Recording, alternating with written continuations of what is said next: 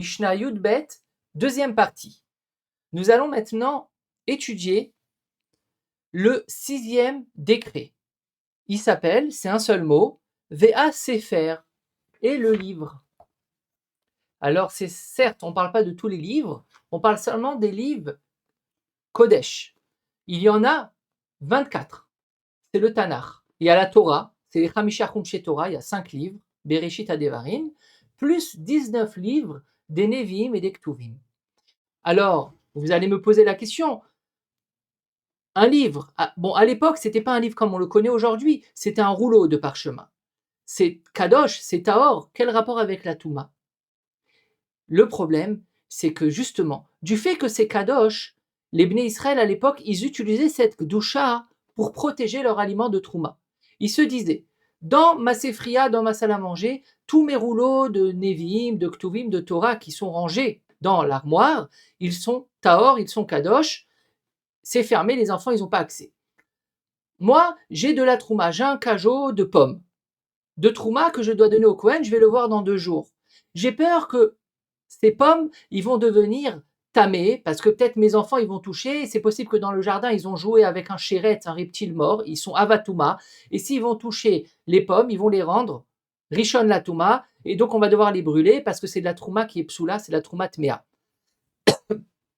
Qu'est-ce qu'ils ont trouvé comme solution les Bnei Israël à l'époque? Ben tout simplement, ils se sont dit, ce qui va ensemble, on les met ensemble.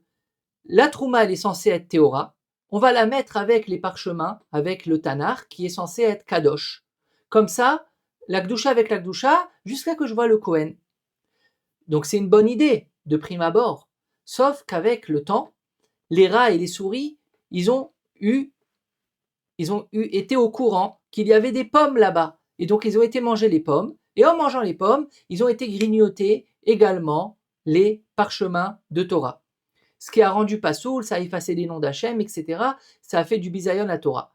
Alors les Chachamim se sont dit, comment on va faire pour éviter que les Bnei Israël, ils mettent de la Trouma qui est Tahor avec un Sefer Torah qui est Kadosh ensemble? Eh bien on va dire tout simplement, le Sefer Torah c'est vrai qu'il est Kadosh. Mais encore une fois on va faire un décret que le Sefer Torah Kadosh, vis-à-vis d'un aliment de Trouma, il est considéré comme Sheni la Touma. Ni plus ni moins. C'est-à-dire que si cette pomme, elle va toucher le parchemin de Torah, avant que le rat il arrive, cette pomme, elle est déjà shlishi, elle est tméa, il faut la brûler. Pourquoi? Parce que le Sefer Torah, à cause du décret, il est considéré comme sheni la touma vis-à-vis de cette fameuse pomme de terouma. Et donc, il va la rendre shlishi au contact, au toucher. Voilà pourquoi les Chachamim, ils ont fait décret sur les Sfarim, ils les ont rendus, entre guillemets, tamé sheni la touma, vis-à-vis de la terouma. Comme ça, les Bnei Israël, ils vont trouver une autre cachette pour leur trouma sans causer des dégâts aux Sfarim. Passons à présent au 7e décret sur 9. Il est également composé d'un seul mot, Ve'ayadaim, et les mains. Nous avons déjà étudié ensemble que les mains, les yadaim, askaniyot, ils vont de partout. Il touche à tout, il tripote à tout. Alors même si un homme, il est tahor, même s'il n'a même pas été tamé, il est tahor, et en plus de cela, il était au mikvé le matin, il est encore plus tahor, c'est son corps entier qui est tahor. Mais les chachamim, ils ont fait une gzera, stam yadaim, shniot. Les mains des gens, la gauche et la droite, ils sont tout le temps sheni la touma. Donc en fait, ils peuvent rendre tamé seulement un aliment de trouma, le rendre shelishi. Pourquoi les mains ils sont sheni la touma? Ben parce qu'une personne, même si elle va au mikvé, elle est théora, elle peut pas faire attention à ses mains.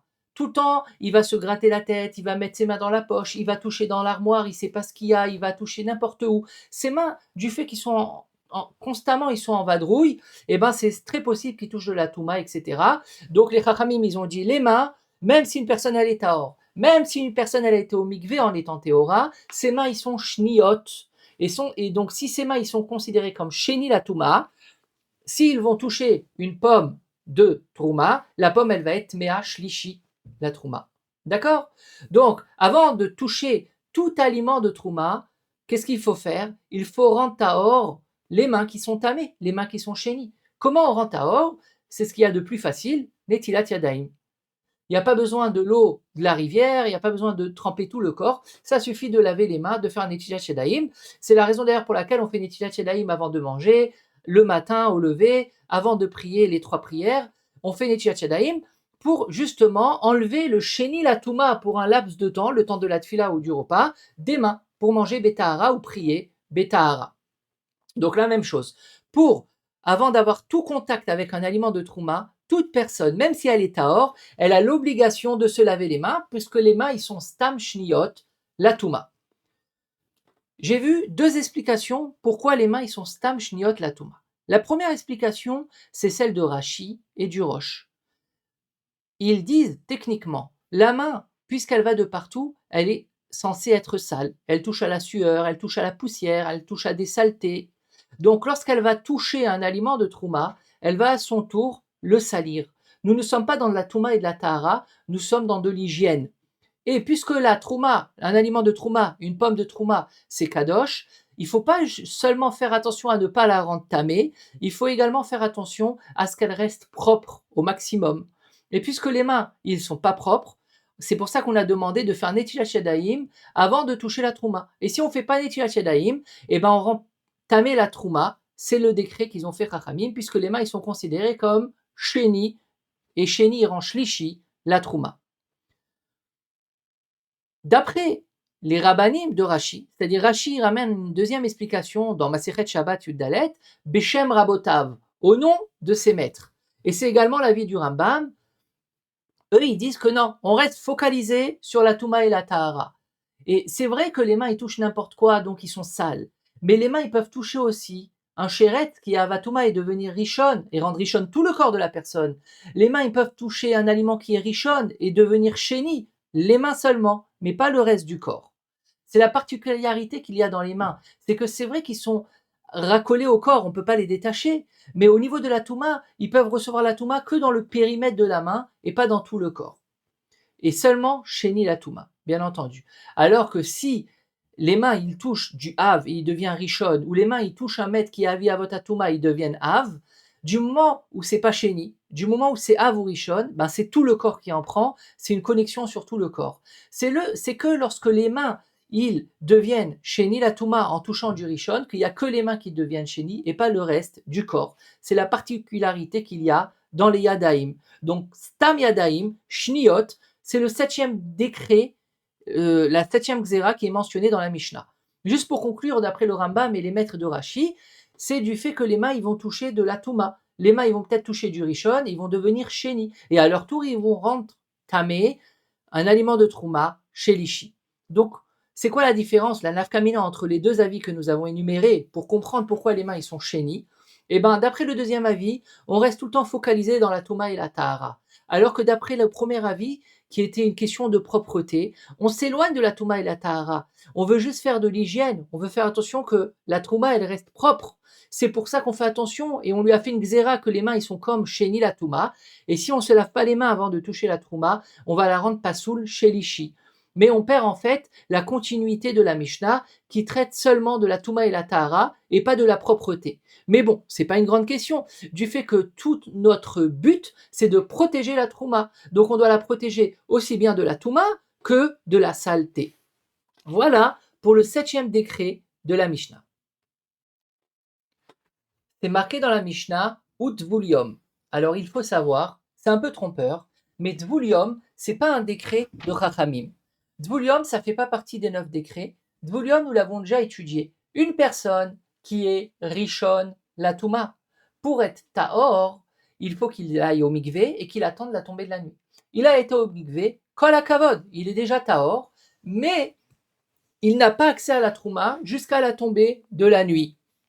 Et également, il n'a pas accès à d'autres choses, comme par exemple, il n'a pas le droit de rentrer dans le Beth Amikdash.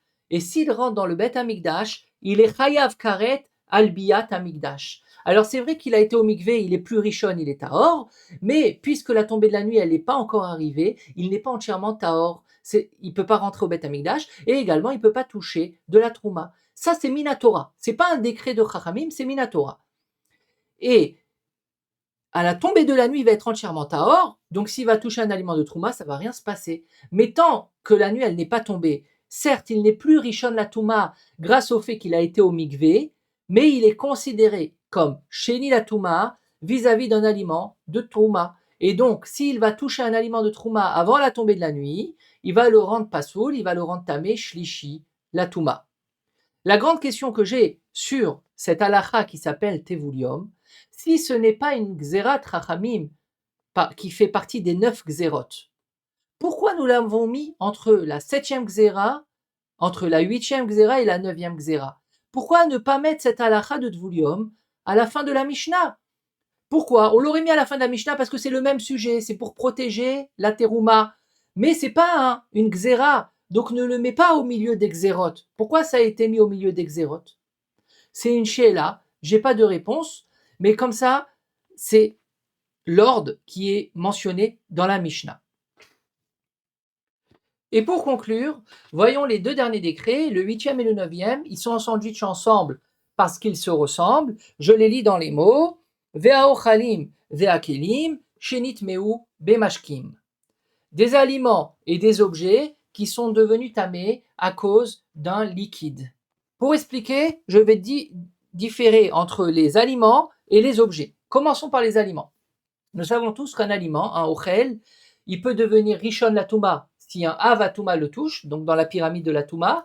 Un avatouma, une personne qui avatouma, elle touche un pain de choulim, ce pain il devient rishon la touma. Ce pain il touche un second pain, le second pain il devient sheni la touma, bechoulin.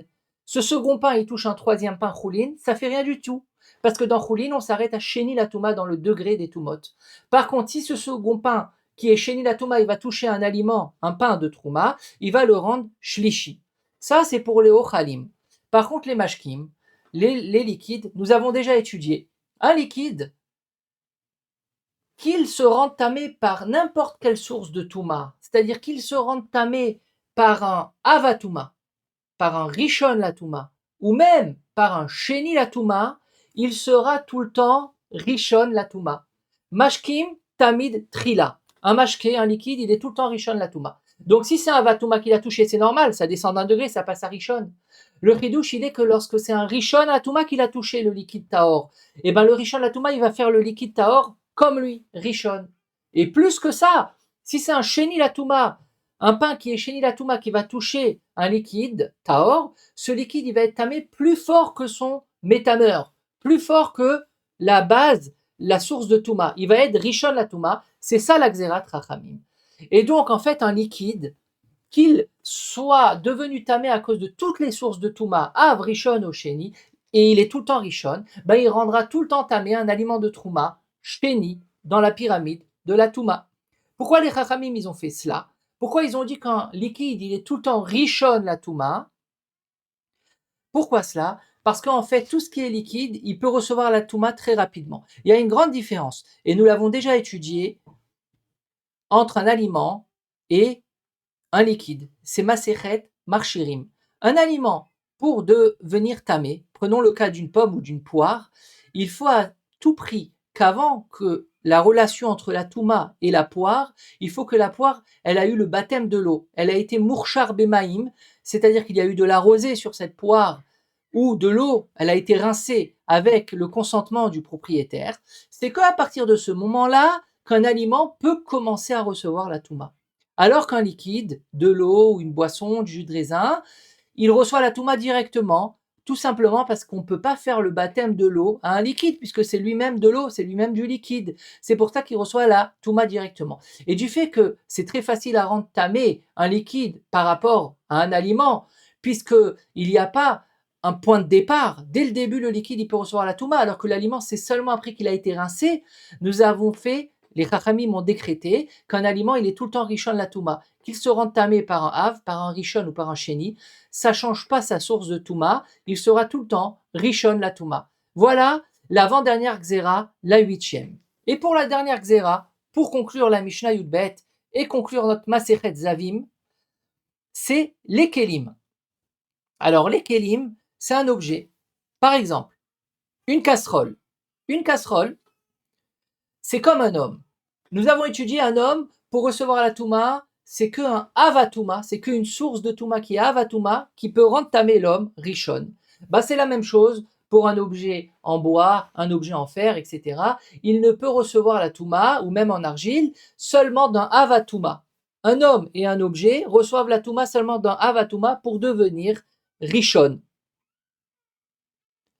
Le décret qu'ils ont fait sur les objets, c'est que, certes, nous venons d'étudier qu'un objet, il peut recevoir la Touma seulement d'une source qui est Havatouma, pas d'une source qui est Rishon, et à plus forte raison, Sheni ou Shlishi. Un objet reçoit la Touma que du Havatouma. Et bien malgré tout, il va pouvoir recevoir la Touma d'un liquide qui est Rishon. Nous avons étudié dans le décret précédent, dans le 8e, que tout liquide est Rishon la Touma, qui reçoit la Touma d'un Hav, d'un Rishon ou d'un Sheni, il sera tout le temps Rishon la Touma.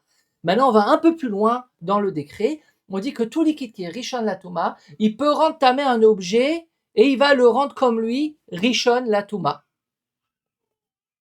Comment c'est possible? Eh bien, en fait, juste avant, non. Un objet, un liquide qui est Rishon la Touma, s'il va toucher un objet, un Kéli, ce Kéli va être tamé, mais il va descendre en degré, il va être Sheni la Touma. Ça va être un Kéli qui est Sheni la Touma, donc il faut qu'il aille au mikvé et qu'il attende la tombée de la nuit. D'accord? Et pas Rishon la Touma comme j'ai dit avant. On descend d'un degré. Mais le chidouche, c'est que jusqu'à maintenant, nous savions qu'un Kéli reçoit la Touma seulement d'un Havatouma pour devenir Rishon. Mais il ne peut jamais recevoir de la Touma à partir d'une source de Touma qui est Rishon ou Sheni ou Shlishi. Et bien là, nous apprenons, c'est la dernière Xéra, que un liquide qui est donc automatiquement Rishon la Touma, il peut rendre tamé un objet et le rendre Sheni la Touma. Comment cela? En fait, la raison de cette Xéra, elle est que il y a certains liquides qui sont Havatouma. Comme nous l'avons étudié, tous les liquides qui sortent d'un Zav, d'une Zava, d'une Nida, d'une Yoledet ou d'un Metzora, tous les liquides qui sortent d'une manière naturelle, eh ben, ils sont Havatouma. Par exemple, la cracha, les poustillons d'un Zav, ils sont Havatouma. Donc, s'il y a de la cracha, sur un objet en fer, cet objet en fer, il va devenir Rishon la Touma. Pourquoi? Parce que le roc, c'est un liquide, mais c'est un liquide qui est Havatouma, qui rend tamé l'objet. Alors, pour pas se tromper, on a dit tout liquide, même un liquide qui est Rishon la Touma, pas qu'il est en provenance d'un Zav, mais qui est devenu tamé à cause d'un Havatouma, un liquide qui est Rishon, il a la force également, midera banane, de rendre tamé un objet et le rendre Sheni. Pourquoi? Parce qu'il y a des liquides qui rendent tamé des objets, comme par exemple un liquide qui est sorti d'un Zav ou d'une Nida, qui est Havatouma. Alors pour pas oublier cela, nous avons dit tout liquide a la force de rendre tamé un objet. Alors certes, si c'est un liquide qui sort d'un Havatouma, d'un Zav ou d'une Nida, il va rendre l'objet Rishon. Mais si c'est un liquide qui est déjà Rishon la Touma, comme par exemple de l'eau qui est devenue tamée à cause d'une personne qui est Havatouma, qui l'a touchée, cette eau-là, si elle tombe sur notre casserole, la casserole, elle sera tamée, Sheni la Touma, mais elle sera tamée. C'est ça le chidouche, c'est ça la dernière, Xéra. Veakelim shinit meu, bemashkim. Voilà, nous avons étudié les 9 Xérot qui concernent la Touma et la Tahara de la Terouma pour la rente Shelishi à travers la Mishnah Yudbet, qui est la dernière Mishnah de la Masechet. Et grâce à cela, nous avons conclu ensemble toute la Masechet Zavim. Nous ne l'avons pas seulement étudiée et traduite, nous l'avons expliquée et commentée avec énormément de Mefarshim.